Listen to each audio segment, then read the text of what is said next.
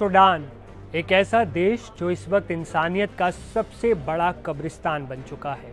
एक ऐसा देश जिसने सिर्फ 30 महीनों में तख्तापलट देखा, कत्लेआम देखा और अब भीषण गृहयुद्ध का दंश झेल रहा है।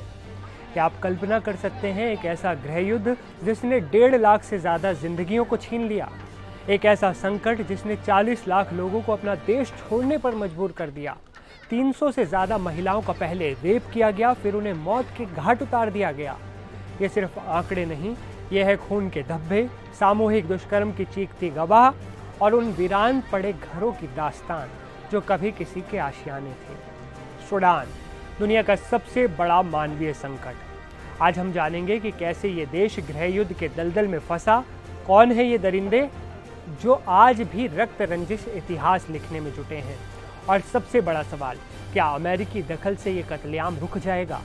देखिए मेरे साथ ये पूरा एक्सप्लेनर। नमस्ते, मैं हूं असीम और आप देख रहे हैं एनडीटीवी इंडिया।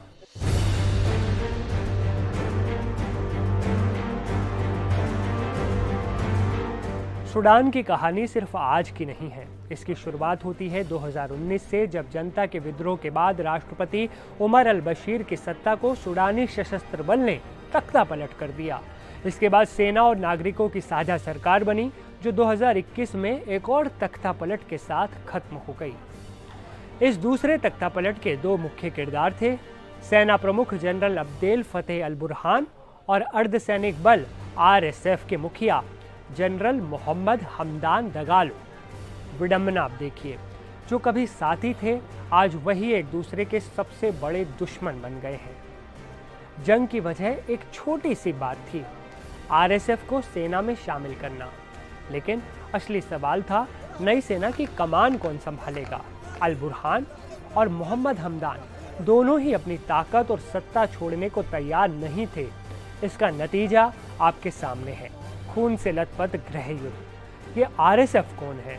ये वो अर्धसैनिक बल है जिसके पास अपनी सोने की खदानें हैं, जिसे लीबिया और UAE का समर्थन प्राप्त है, और जिसका जन्म 2000 के दारफुर विद्रोह को दबाने वाली जंजाविद मिलिशिया से हुआ।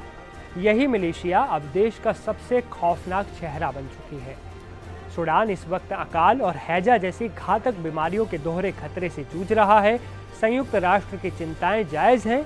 करीब 95 लाख लोगों को विस्थापित होना पड़ा है और इनमें से 51% की उम्र 18 साल से भी कम है। देश की 40% आबादी भुखमरी के कगार पर है। अल-फशर शहर, जो कभी दारफुर की राजधानी थी, आज कब्रिस्तान में तब्दील हो चुकी है। घर में घुसकर लोगों को मारा जा रहा है, सामूहिक दुष्कर्म हो रहे हैं और हजारों को गोलियों से भून दिया जा रहा है। अंतर्राष्ट्रीय समुदाय की नज़रें अब अमेरिकी दखल पर टिकी हैं। हाल ही में RSF ने अमेरिकी युद्ध विराम प्रस्ताव को स्वीकार कर लिया। अरब देशों का भी इसे समर्थन मिला। सवाल अब यह है, क्या सूडानी सेना भी इस मानवीय पहल पर सहमत होगी? क्या दोनों जनरलों के अहंकार के बीच 1.5 लाख मारे गए लोगों की चीखें सुनी जाएंगी?